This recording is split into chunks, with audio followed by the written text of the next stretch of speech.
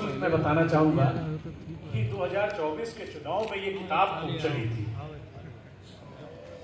और इस किताब को चलाने में और वो नाम किसी और का हुआ, काम दोहरे जी का था। दोहरे जी ने बांटा था, जो संसद तक में खूब लहराई गई ये किताब। तो कॉन्स्टिट्यूशन ऑफ इंडिया, धीरेन्द्र दोहरे जी।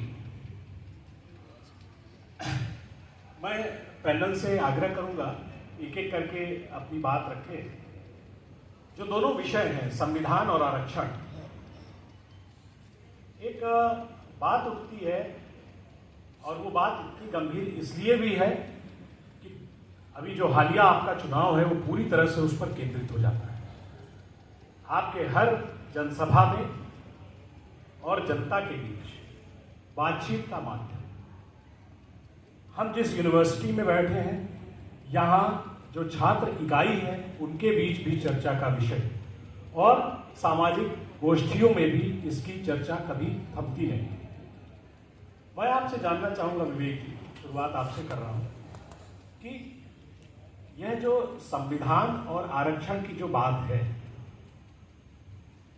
जो 10 वर्ष में समीक्षा करके और फिर रिव्यू करने की जो बात है, वो क्या सिर्फ 10 साल के बाद रिन्यूअल पे ही आकर टिकट टिक जाती है, या कोई वाकई में समीक्षा होती है, उसकी रिपोर्ट आती है और फिर उस पर गहन अध्ययन चिंतन होने के बाद फिर रिव्यू होता है, लेकिन उसको बताया भी जाना चाहिए कि हम लोग कितना आगे बढ़े हैं। क्या यह कालजयी है आरक्षण, या संविधान में इसकी कल्पना की गई है? मैं चाहूंगा कि इस पे बात करते हुए, और इसको आप कितना मानते हैं कि आज के जो जिस गति से देश बढ़ रहा है या समाज इवॉल्व हो रहा है, उसमें जो एक भ्रम या एक जो बात कही जाती है कि संविधान बदल दिया जाएगा, क्या ये संभव है? एक कानूनविद के नाते आपसे हमारी जनता जानना चाहेगी। और आरक्षण क्या कभी खत्म होगा या डाइल्यूट होगा, या आरक्षण से हम कभी पार पाएंगे या न पाने की पीछे की वजह? Am I audible? बिल्कुल सर। सर्वप्रथम मैं दैनिक जागरण लखनऊ को बहुत बहुत धन्यवाद देना चाहूँगा और साधुवाद देना चाहूँगा कि उन्होंने संवादी के इस जलसे में जो संवाद रखा है, ये उनके चिंतन को कहीं ना कहीं दिखाता है कि वास्तविकता में कि एक समायोजित या समेकित समाज की वो संकल्पना रखते हैं, और इसीलिए उन्होंने मेरे नाम के आगे जो अस्मिता लगाई है, मैं उसको भी बहुत बहुत धन्यवाद देना चाहूँगा कि हमारे जैसे लोगों को भी उन्होंने शामिल किया। वैसे मैं पेशे से समाजशास्त्री हूँ, इसकी तनख्वाह लेता हूँ, दलित चिंतक की तनख्वाह मुझे नहीं मिलती, तो लेकिन फिर भी बहुत बहुत धन्यवाद। और मैं विशेष करके आशुतोष शुक्ला जी, जो कि सचमुच बहुत ही, मैं उनकी उन्नति और तरक्की को देख करके सचमुच अपने अंदर उत्साहित महसूस करता हूं कि एक व्यक्ति किस प्रकार सोच करके और किस प्रकार आगे बढ़ सकता है। इसके लिए भी मैं क्या कहूं कि सभी लोग उनके लिए एक बार जरूर ताली बजाएं, वो जो सोचते हैं। तो आपने जहां से शुरू किया, वास्तविकता तो यही है कि भारत में संविधान का 3 बहुत बहुमूल्य लक्ष्य रहा है। सर्वप्रथम संविधान को ये कहा गया कि ये एकता और अखंडता को अक्षुण्ण रखेगा, unity and actually integrity of the country can be saved. एक पहला ये था। दूसरा, इसका मंतव्य था कि एक सामाजिक क्रांति, यानी कि जो इक्वलिटी, लिबर्टी, समता, स्वतंत्रता, बंधुत्व और सामाजिक न्याय विश्व के, मुझे नहीं लगता है कि अनेक या किसी अन्य जो संविधान है उनके अंदर सामाजिक न्याय, समता, स्वतंत्रता, बंधुत्व से पहले प्रयोग किया गया। तो सामाजिक न्याय मेरे लिए एक बहुत ही अहम कड़ी है इस सामाजिक क्रांति की। तीसरी बात जो थी कि ये होना कैसे है। ये होना है प्रजातांत्रिक मूल्यों की सृजन से और प्रजातांत्रिक मूल्यों के संस्थाओं के माध्यम से ये हमारा जो सामाजिक क्रांति होगी। तो ये तीन बहुत बहुमूल्य जो है इसके पल हैं और इसलिए मैं संविधान को मैं न्याय की किताब नहीं समझता, मैं इसको एक सामाजिक किताब समझता हूं और मुझे लगता है समाजशास्त्र विभाग में भी इसको पढ़ाया जाना चाहिए, क्योंकि अगर हमारा जन सामान्य जानेगा तभी तो इससे जुड़ेगा। और इसलिए मुझे लगता है कि ये तीन चीजें बहुत आवश्यक है। तीसरा, मैं आरक्षण को इसके आपने जो प्रश्न पूछा 10 वर्ष का, तो बड़ा नाटक जैसा प्रश्न लगता है, मुझे बड़ा कष्ट होता है जब कोई 10 वर्ष की बात करता है, क्योंकि हमारा जो आरक्षण है वो 3 भागों में बटा हुआ है। एक है राजनीतिक, article 332 and 330 and 332 of the Indian constitution, और जो नौकरियों में आरक्षण है वो आर्टिकल 335, लोग 16(4) को कहते हैं, मैं उसको 335 से लेता हूं। और 335 की मियाद मुकर्रर नहीं है, there is no time limit for reservations in jobs, नौकरियों में कोई मियाद मुकर्रर नहीं है। जो 10 वर्ष का था वो आरक्षण केवल और केवल राजनीतिक रूप से जो था, उसमें भी ये कहा गया था there will be review after 10 years. Review का ये मतलब नहीं कि 10 वर्ष तक ही रहेगा, रिव्यू के बाद अगर वास्तविकता में ये लगे कि हाँ हमको प्रतिनिधित्व तो नहीं मिल रहा है तो उसको फिर से बढ़ाया जा सकता है। लेकिन बड़ा दुख इस बात का है, जिस आरक्षण को बार बार 10 वर्ष के लिए कहा जाता है उसके लिए दलित समाज, ट्राइबल समाज कभी भी संघर्ष नहीं करता है और उसको पार्लियामेंट स्वतः बढ़ा देती है। लेकिन जिसके लिए वो संघर्ष करता है, नौकरियों के लिए आरक्षण को, उसमें जो है हर बार 1960s में पंडित जवाहरलाल नेहरू ने एक खत लिखा देन चीफ मिनिस्टर्स ऑफिस अपने साथियों को कि I do not like any type of reservation, though we are tied up with convention, but हमें किसी प्रकार का आरक्षण अच्छा नहीं लगता, और अगर हम आरक्षण लागू करेंगे तो हम 2M दर्जे और 3M दर्जे के लोगों को पैदा करेंगे। अब आप मुझे बताइए, कल्पना कीजिए कि 1960 में पंडित जवाहरलाल नेहरू जैसे शख्सियत अगर ये लेटर लिख दे तो क्या आरक्षण लागू होगा, या किसी चीफ मिनिस्टर के आरक्षण लागू करने की जो है हिम्मत होगी? नहीं लागू हुआ, और 70 तक आते आते ये हुआ बैकलॉग वैकेंसीज भर दी गई, और बैकलॉग के लिए स्पेशल निकाला गया, क्या कहा गया? Candidates not available. और जब 80 तक कैंडिडेट्स आने लगे तो कहा गया कैंडिडेट्स नॉट फाउंड सूटेबल। अब आप मुझे बताइए कि आरक्षण भरा कब गया? और इसलिए मैं तो ये चाहता हूं कि ये जो 10 वर्ष का झुनझुना है, कृपया करके हम लोग करेक्ट कर ले। मैं तो बड़े बड़े अखबार नवीस को देखता हूं और एंकर्स को देखता हूं, इंटेलेक्चुअल्स को देखता हूं कि वो बार बार इसको क्यों दोहराते हैं। यहां तक कि हमारी स्पीकर ने भी कहा 10 वर्ष के लिए था। अरे भाई, 10 वर्ष के लिए कौन सा आरक्षण था, इसको कम से कम हम साफ करें। लास्ट पॉइंट में ये बोलना चाहता हूं, आरक्षण कब तक? मैं एज ए सोशियोलॉजिस्ट, एज एक समाजशास्त्री होने के नाते, मैं समाज के अंदर सांस्कृतिक पूंजी का एनालिसिस करना चाहता हूं।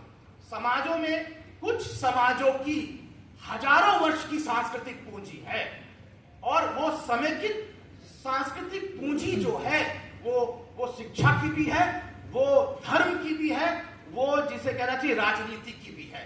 उस हजारों वर्ष की सांस्कृतिक पूंजी से लड़ने के लिए कितने वर्ष की आवश्यकता पड़ेगी, ये मैं दानीश्वरों पर छोड़ता हूं। अगर एक पीढ़ी में और 2 पीढ़ी में वो हजारों वर्ष की सांस्कृतिक पूंजी से टक्कर लेने लायक बन जाए, तो मुझे लगता है कि 2 पीढ़ी में हटा दीजिए, किसने रोका है? लेकिन क्या 2 पीढ़ी वाले लोग आरक्षण जो लिए हैं, उनके पास इतनी सांस्कृतिक पूंजी है कि वो हजारों वर्ष वाली सांस्कृतिक पूंजी से लड़ सके? अगर नहीं लड़ सकते तो मुझे लगता है कि उनको भी हजारों वर्ष तक हमें आरक्षण देना पड़ेगा।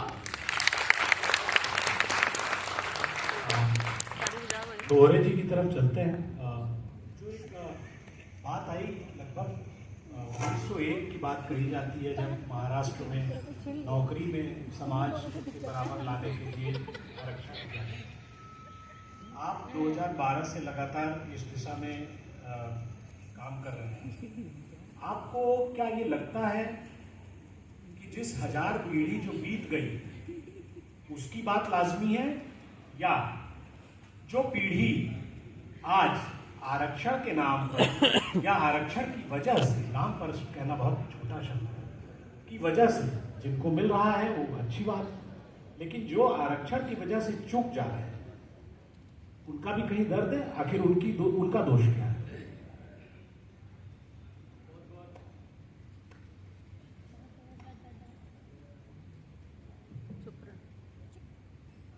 बहुत बहुत धन्यवाद। दैनिक जागरण को, मैं उस शहर से हूँ जहाँ से दैनिक जागरण ने अपनी यात्रा शुरू की और आज पूरी दुनिया में बहुत अच्छा नाम अर्जित कर रहे हैं। तो सभी दैनिक जागरण से जुड़े लोगों को मैं बहुत ही बधाई देना चाहता हूँ। इसके साथ जो हमारे राज्य संपादक हैं उत्तर प्रदेश के, आज मुलाकात हुई हमारी, लेकिन मेरे नाम की जो चर्चा है वो आदरणीय जितेंद्र शुक्ला जी ने, जो कि कानपुर परिदृश्य के हैं, उन्होंने रिकमेंड किया और उन्होंने बहुत दिनों से देखा होगा, जो भी मैं छोटा बहुत कर रहा था। आज जब हम इस मंच पे हैं तो बहुत मजबूत साथी हमारे साथ हैं। विवेक कुमार सर को सब लोग सुनते रहते हैं। आपको प्रश्न आदरणीय ने किया है, मैं केवल इतना कहना चाहता हूँ, विशेष रूप से चर्चा करना चाहता हूँ आपसे कि यही संविधान जिसकी ताकत से आज भारत अखंड है, इस संविधान ने ही हमें आज तक, अभी 26 नवंबर होने वाला है, पार्लियामेंट में स्पेशल सत्र होने वाला है और 75वीं वर्षगांठ संविधान की हम मनाने जा रहे हैं। इतनी बड़ी यात्रा में हमारे देश के हर वर्ग, जाति, धर्म, क्षेत्र, लिंग, भाषा को अगर किसी ने समायोजित किया, इकट्ठा रखा, तो हम भारत के संविधान के प्रति ऋणी हैं। 2012 से में ये संविधान दिवस नहीं था, ये वकीलों और कानून पढ़ने वाले लोगों का दस्तावेज हुआ करता था विशेष रूप से, क्योंकि उस दिन भारत का संविधान लागू हुआ था। आप सभी लोगों ने प्रेम्बल में देखा होगा कि 26 नवंबर सन 1949 को हम इसको स्वीकार करते हैं। ये दर्ज तारीख है और इस तारीख के दर्ज होने के बाद डॉक्टर बाबा साहब अम्बेडकर को इस बात का सुख और चैन था कि अब हमने कुछ ऐसा देशवासियों के लिए किया है, विशेष रूप से वंचित वर्ग के लिए किया है, जो सत्ता तक, शिक्षा तक, कानून तक, न्याय तक पहुंच पाएगा। ये बहुत बड़ा काम, ये ऐसा दस्तावेज, लाइव डॉक्यूमेंट इंडिया में मौजूद है। आपने बात की इस बात को कि ये रिजर्वेशन का जो फॉर्मेशन है वो किस प्रकार से है। आदरणीय प्रोफेसर विवेक सर ने कहा है उसमें, और उनसे बहुत हद तक सहमत हूं मैं, कि विशेष रूप से हम लोग जब समाज में जाते हैं तो हम लोग बताते हैं कि भाई बाबा साहब ने 4 प्रकार के रिजर्वेशन का सृजन किया था। हो सकता है ये बात उतनी ऑथेंटिक नहीं है, सर ने 3 बात उन्होंने की, भाई पढ़ने में ही रिजर्वेशन नहीं है तो वहां पर रिजर्वेशन चाहिए। जब वो पढ़ जाएगा तो उसको नौकरियां चाहिए, इसमें भी रिजर्वेशन नहीं होगा, कुछ नहीं होगा। और रिजर्वेशन होने के बाद फिर अगर उसको टाइम टू टाइम ऑडिट नहीं हुआ, उसको प्रमोशन नहीं मिला, तो प्रमोशन में रिजर्वेशन चाहिए। और तीसरा जो अंतिम रिजर्वेशन है, जिसको हम पॉलिटिकल रिजर्वेशन कहते हैं, जिसके अंतर्गत हम लोकसभा और विधानसभाओं में पहुंचते हैं, उस रिजर्वेशन की बात की। सही बात तो यह है कि यही रिजर्वेशन सबसे ज्यादा फेल रिजर्वेशन रहा है। सबसे ज्यादा नाकारा रिजर्वेशन यदि रहा है तो यही रहा है, क्योंकि वास्तविक लोग जो बाबा साहब ने परिकल्पना की थी कि हमारा वास्तविक प्रतिनिधित्व ये लोग जाके वहां पर करेंगे, मुझे लगता है वो उन्होंने वहां पर काम नहीं किया और वो दलगत राजनीति में, अपने स्वार्थ में और तमाम ऐसी चीजों में फंस करके समाज की वास्तविक बात दर्द को वहां उठाने का काम नहीं किया है, ये अपने आप में दर्द देने वाली बात है। तो मुझे लगता है ये तीनों तो ठीक है, इनमें हम लोगों को कहीं ना कहीं नुकसान उठाना पड़ा है। एक बात आप कह रहे थे कि क्या ऐसे ही हो जाता है, मैं बता दूं कि 10 साल के रिजर्वेशन की बाकायदा रिपोर्ट्स आती हैं, पार्लियामेंट्री रिपोर्ट्स होती हैं, उसके बाद उसका अध्ययन करने के बाद उसको बढ़ाया जाता है। ऐसे ही नहीं कोई चीज बढ़ती है। तो 10 साल वाला तो बढ़ रहा है, लेकिन जो सरकारी नौकरियां हैं, पढ़ाई लिखाई से संबंधित चीजें हैं, प्रमोशन में रिजर्वेशन की स्थिति है, वो बहुत ही दयनीय स्थिति में पहुंच गया है। और जो बैकलॉग पड़ा हुआ है हजारों की संख्या में, सारे केंद्र में भी, राज्य सरकारों में भी, सबसे पहले तो इस बैकलॉग को फुलफिल होने की आवश्यकता है, उसके बाद रिजर्वेशन से संबंधित और चीजों की बात की जाए। तो मेरा अपना केवल यही फिलहाल अभी कहना है कि रिजर्वेशन उस हद तक चाहिए जिस हद तक ये सारी चीजें ठीक ना हो जाए, और इसके लिए स्वतंत्र मानस चाहिए। आज रिजर्वेशन तो SC ST को है, OBC को भी है, अब तो EWS को भी रिजर्वेशन है। अब तो सारे लोग रिजर्वेशन वाले हो गए हम लोग। तो अब तो ये बहुत ही ज्यादा बचाने की आवश्यकता पड़ेगी इसकी, और ये सब भारत के संविधान के वजह से यहाँ मौजूद है। अब कोई हमें ये नहीं कहता है कि तुम रिजर्वेशन वाले हो, अब सब लोग रिजर्वेशन वाले हो गए हैं। इसलिए रिजर्वेशन की जो स्थिति है उसका एक बार रिव्यू होना चाहिए कि अभी तक कहां तक हम पहुंचे हैं और कहां तक नहीं पहुंचे, हमें वहां पहुंचने की आवश्यकता है। जी अश्विनी उपाध्याय जी, बात को आगे बढ़ाते हुए आपसे जानना चाहेंगे, जिस तरीके से विवेक जी ने कहा और गौरव जी ने कहा कि शायद रिजर्वेशन का या संविधान पे अभी जवाब नहीं आया है, संविधान जो बदलने की बात हो रही है उस पर क्या है, तो उस पर आपसे जानना चाहेंगे। और आक्षेप आप पे लगता है तो जाहिर सी बात है जवाब आप ही को देना चाहिए। दूसरी बात कि रिजर्वेशन अगर विवेक जी की बात माने तो कम से कम 2-4 लाख से अधिक तक तो नहीं बदल जाएगा, और दोहरे जी अभी डिमांड कर रहे हैं। तो जो मेरी बात है इस पीढ़ी को लेकर के, उसको लेकर के आपका जवाब क्या है, और उस पर क्या उसकी भी बात सोची जानी चाहिए। अन्यथा क्योंकि जो दोहरे जी ने बहुत बात कही उसमें बहुत गंभीरता है कि रिजर्वेशन करते करते लगभग आधा हो गया रिजर्वेशन, और आधे में रिजर्वेशन वाले लोग भी हैं, और जो देखिए मैं इसलिए उस पक्ष से खड़ा हो रहा हूँ क्योंकि उस पक्ष का कोई व्यक्ति नहीं, तो इसलिए उनकी बात भी आनी चाहिए, क्योंकि रिजर्वेशन के इफेक्टिव पार्ट वो भी है। तो अश्विनी जी, सबसे पहले तो मुझे लगता है आप संविधान पे जवाब दीजिए, आप पे बड़ा आक्षेप है। देखिए, पहली बात तो हमारे ऊपर कोई आक्षेप नहीं होना चाहिए। मैं भारत का नागरिक हूँ, एक अधिवक्ता हूँ, न किसी पार्टी का प्रवक्ता हूँ, न किसी पार्टी का पक्ष रखने के लिए आया हूँ।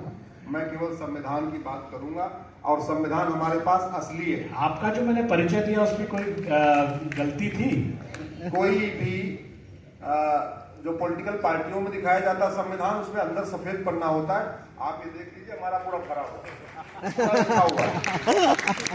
ठीक है। एक मिनट, अब मैं लगातार अपनी बात करूं, प्लीज। पहले एक चीज क्लियर करिए, आपने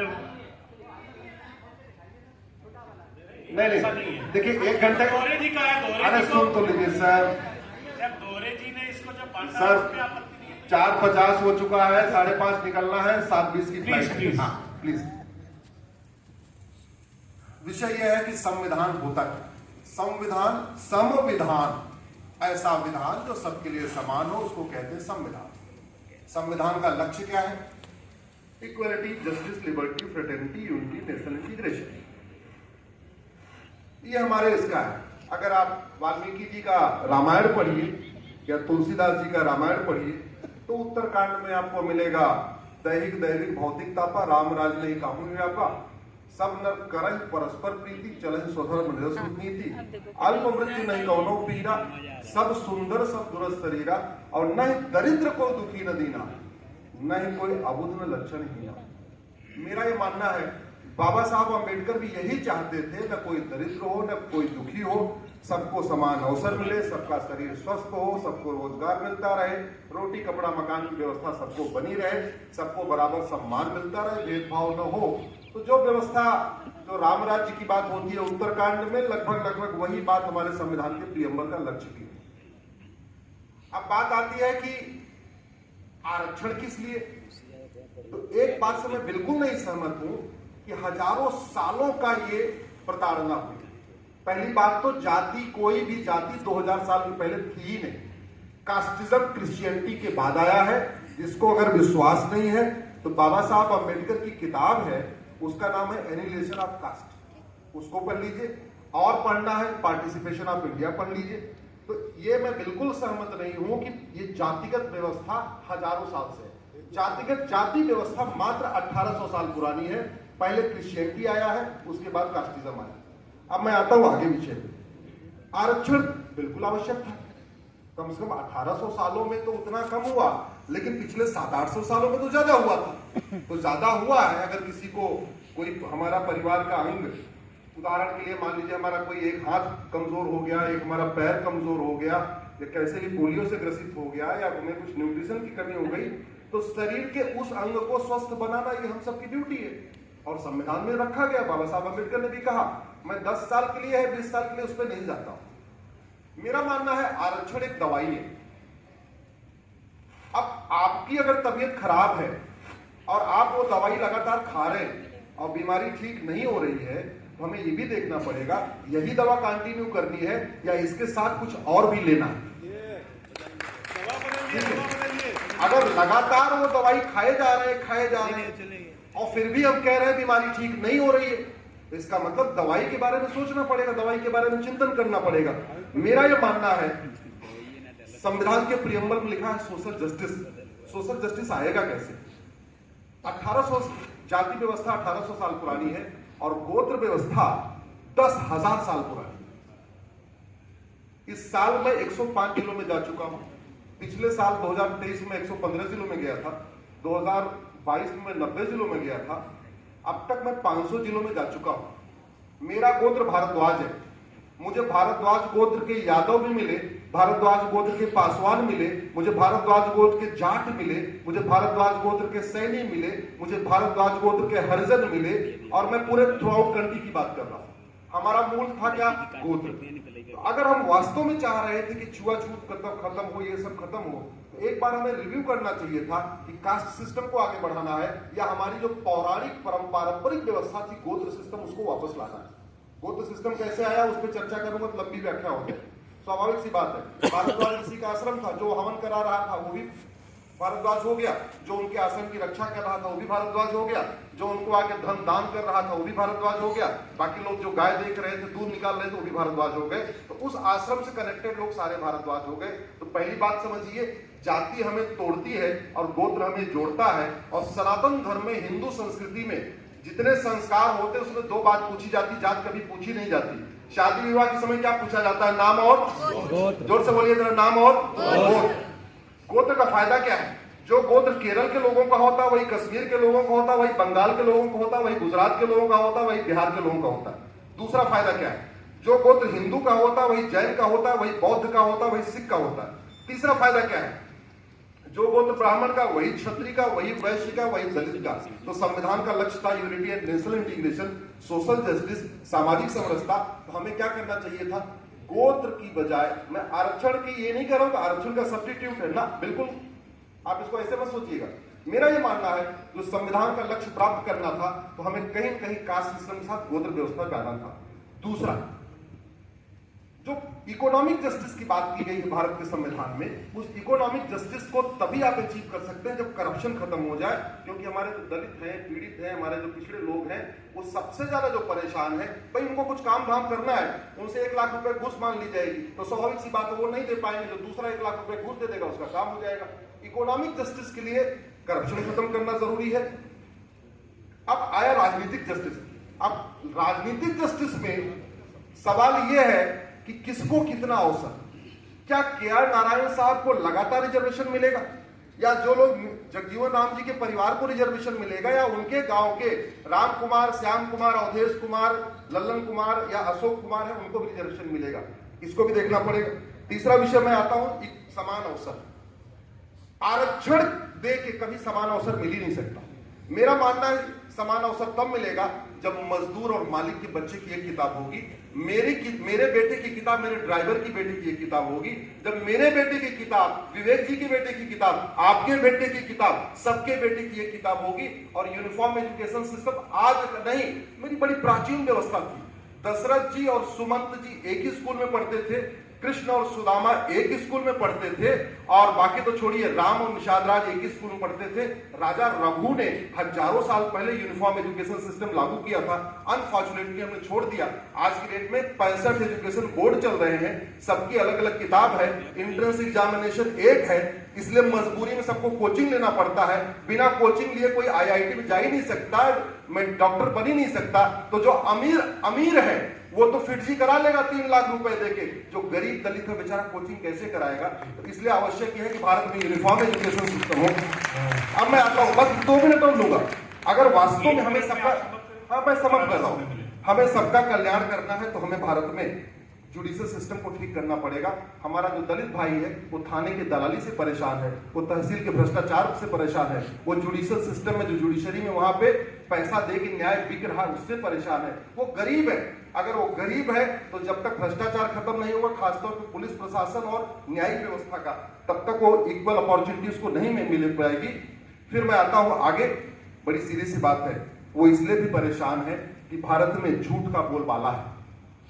झूठ का इसलिए बोलबाला है कि झूठ बोलना अपराध नहीं है, झूठी बात लिखना अपराध नहीं है, झूठा भाषण देना अपराध नहीं है, कुछ भी झूठ करते रहो, झूठ फैलाते रहो, कोई अपराध है ही नहीं।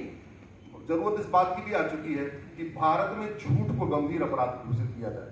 झूठा इतिहास पढ़ाया जा रहा है, झूठी बातें सिखाई जा रही है, दुनिया की झूठ चीजें बनाई जा रही है, तो कम से कम इस झूठ को गंभीर अपराध घोषित करना जरूरी है। मेरा और एक इसमें कहना है कि वास्तव में जी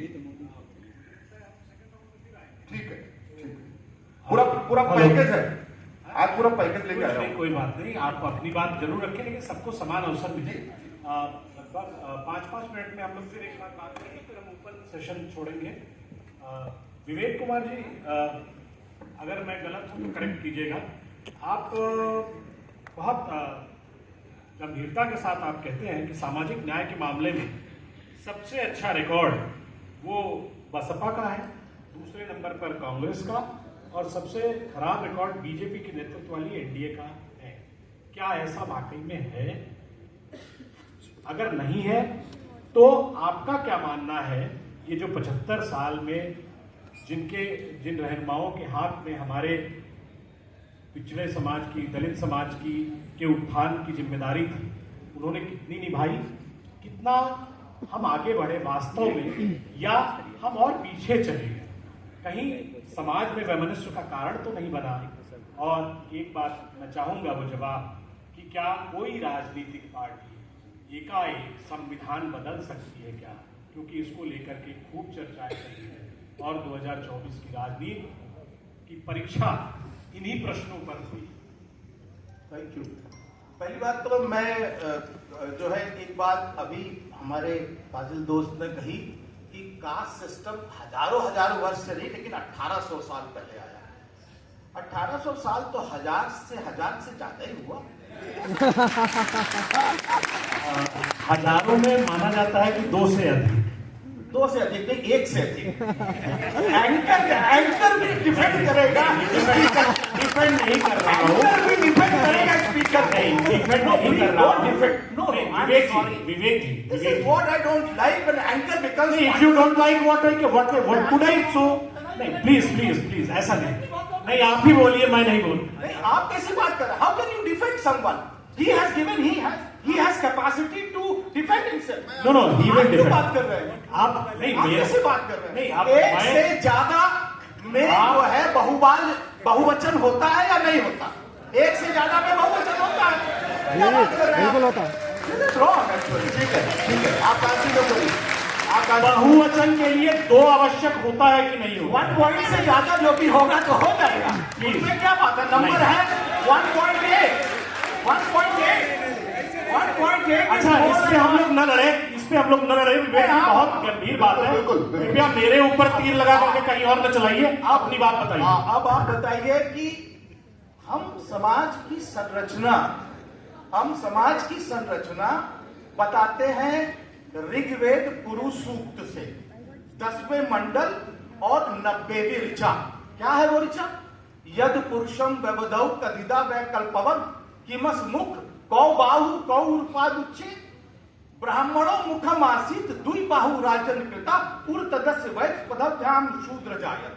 अब ये इसमें क्षत्रिय शब्द नहीं है, लेकिन उसके बाद भी जो वर्ण व्यवस्था किसने बनाई, और इस वर्ण व्यवस्था के बनाने का इतिहास अगर हम ऋग्वेद से मानते हैं तो ऋग्वेद कितना पुराना है? कम से कम उसको तो 2500 साल पुराना कहा ही जाता। अगर आप इसकी बात को नहीं मानते हैं तो आप स्मृतियों को ले लीजिए। स्मृतियों के अंदर किस प्रकार जो है वर्ण संकर थ्योरी आती है वो भी गलत है। अगर स्मृति गलत है, वेद गलत है, तो फिर हम जिसे करें केवल कपोल कल्पित कथा से तो जो है डिबेट नहीं कर सकते ना। अगर हम केवल कपोल कल्पित कथा से करेंगे तो मैं 15वीं शताब्दी में रैदास क्या कह रहे थे? ऐसा चाहूं राज में जहां मिले सबन को अन्न, छोट बड़े सब संब से रैदास रहे पसंद। इसका मतलब देयर वाज इनइक्वालिटी। अगर आप केवल कह रहे हैं कि रामराज की संकल्पना तुलसीदास ने की, तो वो तो रैदास भी कर रहे थे। और रैदास का जिसे बेगमपुरा कोई याद नहीं करता, और उस 6वीं शताब्दी में अगर जिसे कहना चाहिए, अगर हम शील करुणा मैत्री की बात करें तो उसको हम क्यों भूल जाते हैं? भारतवर्ष मीमांसाओं का देश रहा है, एकांगी देश नहीं रहा। एकवाद, अनेकवाद, उपेक्षवाद, there were 64 schools of philosophy. आप कैसे एक स्कूल को लेकर के और कहते हैं कि नहीं हम एक केवल रंग से पेंट कर देंगे? I think that is what is the problem. अगर उस प्रॉब्लम को आप नहीं समझ रहे हैं, और मैं संविधान को बाबा साहब ने लिखा था, बाबा साहब ने कहा था यू डोंट इंप्लीमेंट संविधान। आप संविधान को लागू मत करिए, बदलने की कोई आवश्यकता ही नहीं है। और इसलिए बाबा साहब ने कभी नहीं कहा कि कोई भी राष्ट्रीय दल जो है वो संविधान बदलेगा, वो उसको लागू नहीं करेगा, इतना काफी है। तीसरी बात मैं कहना चाह रहा था, जो मुझे लगता है कि उस समय छूट गई थी, वो बहुत जरूरी है। आरक्षण को कुछ लोग नौकरियों का खेल समझ रहे हैं, नौकरियों का खेल समझ रहे हैं। मुझे लगता है ये राष्ट्र निर्माण की प्रक्रिया है। प्रतिनिधित्व के आधार पर सभी समाजों को उनकी जनसंख्या के अनुपात में सभी समाज की संस्थाओं के अंदर प्रतिनिधित्व दे करके तभी एक सशक्त राष्ट्र बनेगा। केवल एक समाज की मोनोपोली से कभी भी सशक्त राष्ट्र समाज नहीं बनेगा। और इसलिए मुझे लगता है कि आज 10% जब आरक्षण सवर्ण समाज को दिया गया, जिनके लोग ऑलरेडी सत्ता में, शिक्षा में, न्यायालय में, विश्वविद्यालय में सभी जगह विराजमान थे, उनकी ही समाज को फिर से प्रतिनिधित्व दे करके उनका प्रतिनिधित्व बढ़ा दिया गया। और जिन समाजों को कभी प्रतिनिधित्व नहीं दिया गया उनका कहा गया नॉट फाउंड सूटेबल। अब आप बताइए ये कौन से राष्ट्र की संकल्पना कर रहे हैं आप लोग? ये किस राष्ट्र की संकल्पना कर रहे हैं जिसके अंदर ऊपर से लेकर नीचे तक केवल एक समाज के लोग ही परिलक्षित होते हैं? तो इसलिए मुझे लगता है आरक्षण को प्रतिनिधित्व का कार्यक्रम और गरीबी उन्मूलन कार्यक्रम मत बनाइए।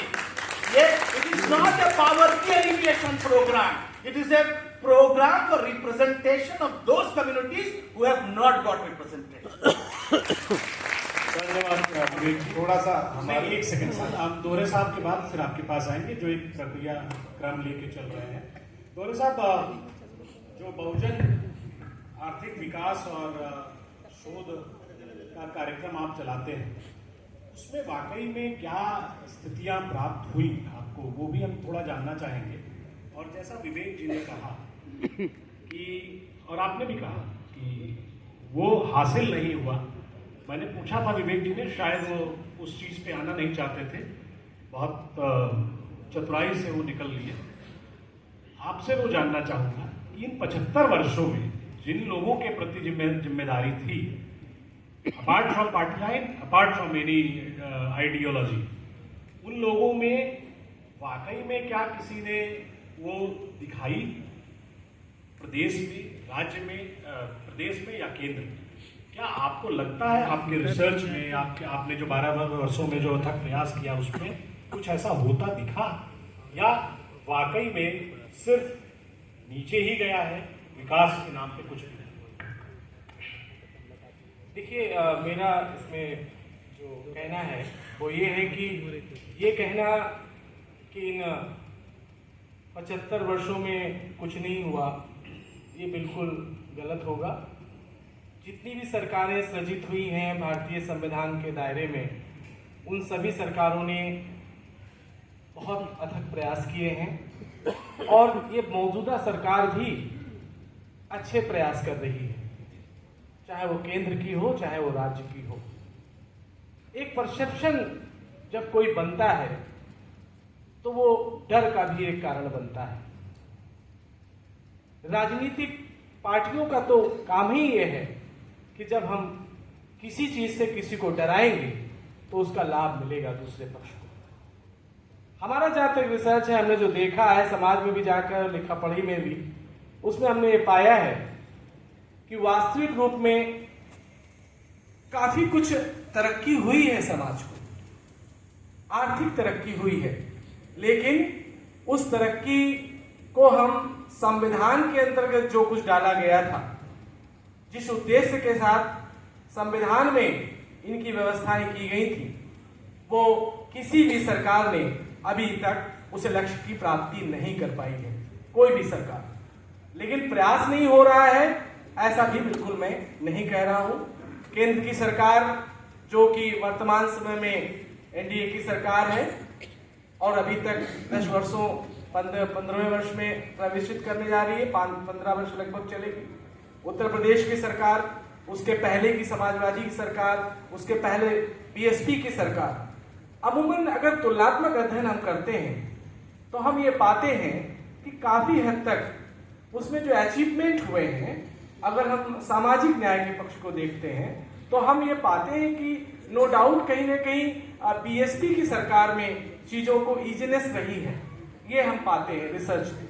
दूसरी बात, जब हम केंद्र में जाते हैं तो हम ये पाते हैं कि कांग्रेस से बहुत बेहतर कार्य भारतीय जनता पार्टी की सरकारों में रहा है, ये बात भी हम अपने रिसर्च में पाते हैं। लेकिन जब हम दूसरी तरफ नजर उठाते हैं, बैकलॉग की तरफ, अभी मैंने फिर वही बात कही, बैकलॉग की तरफ नजर जब उठाते हैं तो हम ये पाते हैं कि जो ये रिजर्वेशन, सब क्लॉज रिजर्वेशन का डिसीजन है, ये अपने आप में एक बहुत दुखद है। क्यों? क्योंकि ये जो डिसीजन है वो राज्य सरकारों को जो लागू करने की बात कही गई है, पहले बैकलॉग तो पूरा करिए, फिर उसके बाद सब कास्ट सब रिजर्वेशन। अगर ये बात वहां होगी तो फिर ये बात ईडब्ल्यूएस क्लास में भी होगी। राष्ट्र को इस चीज से बचाना है, नहीं तो पता लगा वहां पर ये हुआ कि भाई पूरे उत्तर देश की जितनी जातियां हैं उन सब जातियों का अलग अलग होना चाहिए, इनका हम अलग पैमाना करेंगे, तो फिर ईडब्ल्यूएस कास्ट के भी अंदर जो जातियां हैं उनका भी अलग अलग पैमाना होगा, और मुझे लगता है ये बहुत दुखद स्थिति बन जाएगी देश में। इसलिए जो संविधान में जिन दायरों में रखा है, चाहे एसटी हो, ओबीसी हो, जनरल हो, उनको मुझे लगता है कंटिन्यू करने की जरूरत है। बहुत ज्यादा ये कास्ट में सब कास्ट जो बात आ रही है, मुझे लगता है इससे बचने की आवश्यकता है। यही चीज अगर कहीं ईडब्ल्यूएस के तरफ आती है और तरफ जाती है तो ये बड़ी दिक्कत होगी। और आप देख रहे हैं कि हमारे देश में जनगणना नहीं हुई है, 2011 का भी रिजल्ट पूरा दिया नहीं है सरकार ने, और अगर ये 21 में 25 में कराते हैं तो ये जो डिमांड हो रही है लगातार कि भाई जाति आधारित जनगणना होनी चाहिए, अगर ये वास्तविक रूप में सरकार को, जहां तक मुझे लग रहा है सरकार इसको मानेगी भी और उसमें लगातार काम हो रहा, मानेगी तो सिचुएशन क्या होगी। तो देश को हमें सुरक्षित हाथों में भी रखना है। ऐसा ना हो कि टुकड़े टुकड़े हो जाएं हमारे ऊपर फिर कोई मुगल, फिर हमारे ऊपर कोई अंग्रेज, फिर हमारे ऊपर हमलावर हो और हमारे देश के ताने बाने को छिन्न भिन्न कर दे। इस बात को भी हमें बहुत ध्यान देना है कि रिजर्वेशन कहते कहते समाज न टूट जाए कहीं, हमें इसकी भी चिंता बहुत होनी चाहिए एक राष्ट्र निर्माण की। बहुत अच्छा दोहरे साहब आपने अपनी बात रखी। मैं चाहूंगा 2-3 मिनट में अंदर संक्षेप में अश्विनी जी अपनी बात रखें, फिर हम जनता के बीच जाएंगे। 7 मिनट सबसे में 3 पहले सवाल तो मुझे लगता है हम एक चीज पे हम तीनों लोग सहमत हैं कि रिजर्वेशन चलना चाहिए। मैं भी सहमत हूं। मैं तो रिजर्वेशन के आगे और क्या क्या होना चाहिए वो बात कह रहा था। मेरा ये मानना है कि जो सांसद बन गया, विधायक बन गया, मंत्री बन गया, गवर्नर बन गया, राष्ट्रपति बन गया, उपराष्ट्रपति बन गया, 5 बार सांसद हो गया, उसके बच्चे को रिजर्वेशन मिलना चाहिए। या जिस राम कुमार, श्याम कुमार, अशोक कुमार, महेश कुमार को कभी नहीं मिला, पहले उसको बच्चे को मिलना चाहिए। ये विषय आप लोग तय करिए, मेरी अपनी इसमें कोई ओपिनियन नहीं है, ये आप लोग तय करिए, ये समाज के लोग तय कर रहे हैं। मतलब अगर एक पोस्ट आ रही है तो उसमें मेरे प्रिय मित्र विवेक जी के बेटे को रिजर्वेशन मिलना चाहिए, या विवेक जी के गांव में जिसको कभी नहीं मिला उसको रिजर्वेशन मिलना चाहिए। ये विवेक जी अपना खुद ही अपने विवेक से तय करें, ये मेरा कहना है। अब मैं आता हूं उसके आगे। मेरा ये कहना है इस संविधान में वास्तव में बहुत कुछ इंप्लीमेंट नहीं हुआ। जैसे संविधान का ये अपना देश कह रहा था कि मानव तस्करी गंभीर अपराध है, इसको रोकना। सबसे ज्यादा ह्यूमन ट्रैफिकिंग जानते हैं किसकी है? दलित बच्चों की होती है। और उसका एक केस मैं चल रहा हूं, मैं सुप्रीम कोर्ट में लड़ रहा हूं। एग्जाम्पल बता देता हूं। असम, बंगाल, बिहार, झारखंड के 70,000 बच्चे गायब हो गए। और वो बच्चे किसके थे? मजदूरों के, जो घर बनाते हैं या सड़क बनाते हैं। 70,000 बच्चे गायब हुए। और 70,000 बच्चे कहां मिले विवेक जी? वो मिले सारे के सारे केरल के यतीम खानों में। और उन 70,000 बच्चों का खतना हो चुका है, सीबीआई जांच चल रही है। और जब मामला सुप्रीम कोर्ट तक पहुंचा तो केरल सरकार उस सीबीआई जांच के खिलाफ सुप्रीम कोर्ट आई कि नहीं इनका खतना भले हो गया है, लेकिन आप इस पे सीबीआई जांच मत कराओ। ये सिचुएशन है आपकी आज की डेट में। जो 10 लाख एकड़ जमीन जो वक्फ बोर्ड ने कब्जा किया है, किसकी है? उसमें से मैक्सिमम जमीन हमारे दलित भाइयों की है। उनका खेत है, उनका खलिहान है, उनके बगल की ऊसर जमीन है, उनके बगल की बंजर जमीन है, उनके बगल में जो उनकी शादी विवाह के लिए जो जनवास रोकने के लिए स्थान था, वो स्थान पे कब्जा हुआ है। आज की डेट में जो सबसे ज्यादा जो शोषण हो रहा है, खासतौर पे चाहे धर्मांतरण के नाम पे, किसका हो रहा है? हमारे दलित भाइयों का है। हम तो ये कह रहे हैं रिजर्वेशन होना चाहिए, लेकिन घुसपैठ के खिलाफ भी कठोर कानून होना चाहिए। जो घुसपैठिए आ रहे हैं, किसका सबसे ज्यादा नौकरी छीन रहे? हमारे दलित भाइयों का छीन रहे। तो घुसपैठ के खिलाफ भी कठोर कानून होना चाहिए, धर्मांतरण के खिलाफ भी कठोर कानून होना चाहिए, अवैध निर्माण के खिलाफ भी कठोर कानून होना चाहिए। थोड़ा सबसे बड़ी बात हो रहे हैं अश्विनी जी हम लोग। नहीं, अरे हद हो गई। इसमें हम प्रॉब्लम बता रहे हैं, हो क्या रहा है? समय अरे भैया, मैंने वक्फ बोर्ड को चैलेंज किया, सुप्रीम कोर्ट में डेटा दिया है। 10 लाख एकड़ जमीन में से 6 लाख एकड़ जमीन दलितों की जमीन है जिन्होंने कब्जा किया हुआ है। आंकड़े बता रहा हूं आपको ऐसे हवाबाजी बात नहीं करता। 10 लाख एकड़ जमीन में से 6 लाख एकड़ जमीन दलितों की है, जिसको वो प्रॉपर्टी डिक्लेयर कर दिया गया। 1950 से पहले मात्र 50,000 एकड़ जमीन थी, वो भी बाबर, हुमायूं, तुगलक, गजनी, गोरी की थी। सारी 9.5 लाख एकड़ जमीन 1950 नेहरू के कानून 1954 के बाद आई है। और उसमें मैक्सिमम जमीन किसकी है? क्यों? क्योंकि बेचारे गरीब हैं, उनकी प्रॉपर्टी वक्त डिक्लेयर कर तो पता ही नहीं है। झाबुआ में पूरा का पूरा गांव डिक्लेयर कर दिया वक्त प्रॉपर्टी। झाबुआ का आदिवासी जिसने अपनी लोकल कोर्ट नहीं देखी है, जिसने अपनी लोकल तहसील नहीं देखी है, उसको वक्त बोर्ड नोटिस भेज के कह रहा है भोपाल में आओ, अपना जवाब दो। झाबुआ से भोपाल 700 किलोमीटर दूर पड़ता है। वो आदिवासी कहां पहुंचेगा? भोपाल। कैसे पहुंचेगा भोपाल? और उसको धमकी क्या दे रहे? उसको धमकी ये दे रहे हैं, अगर तुम्हें अपनी जमीन बचाना है तो कन्वर्ट हो जाओ। ये हो रहा है। तो सबसे ज्यादा ये जो घटिया कानूनों की मार कौन झेल रहा है? दलित हमारा झेल रहा है। भ्रष्टाचार की मार कौन झेल रहा है? दलित हमारा झेल रहा है। थाने की भ्रष्टाचार की मार कौन झेल रहा है? हमारे दलित परिवार को। एक सवाल से लेते हैं, ज्यादा समय नहीं है हमारे पास, एक सवाल हम लेंगे। सवाल देखिए, आरक्षण तो यहाँ भी देना पड़ेगा। पीछे को एक आरक्षण दीजिए, आप लोग पीछे से सर समय सीमा में बंधे हुए एक महिला आरक्षण क्यों होना चाहिए? पार्टियां जो कह रहे हैं कि हम आरक्षण बढ़ाएंगे, 50 से बढ़ा करके 70% करेंगे, क्या ये जायज है? उसके अलावा एक और झूठ फैलाया जा रहा है कि संविधान बदला जाएगा। संविधान का बदलने क्या बदला जा सकता है? ये भी जानकारी है। इसका मूल कारण ये है, भारत में जो सबसे बड़ी समस्या है, झूठ बोलना फ्रीडम ऑफ एक्सप्रेशन है। जब तक झूठ बोलने पे 10-20 साल की सजा का कानून नहीं बनेगा, तब तक झूठी आर्टिकल लिखे जाएंगे, झूठी कहानियां लिखी जाएंगी, झूठी किताबें लिखी जाएंगे, झूठे भाषण दिए जाएंगे। मैं बार बार कहता हूं, दुनिया के कई देशों में झूठ बोलने पे 10 से 20 साल सजा होती है। आप वो कानून बना दीजिए, भारत में बहुत शांति आ जाएगी। इसे कहना चाहिए, दुबे जी, त्रिवेदी जी और चतुर्वेदी जी जो लोग भी डीएम रहे उनके बच्चों को मिलते रहे।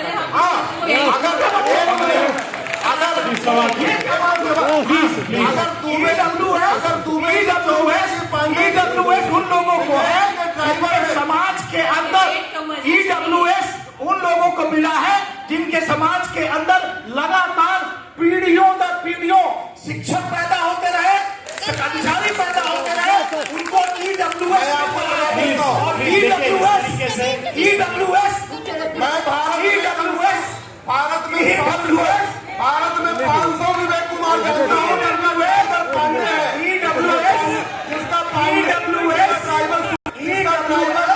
खाना बनाने वाला इस तरीके से हम लोग बात करेंगे तो किसी की बात नहीं सुनी जाएगी। प्लीज पहले बैठिए, सवाल पूछिए, खत्म करिए। पहले मैं ये कहना चाह रहा हूँ, सबका हिस्सा आप क्यों खा रहे हैं? प्लीज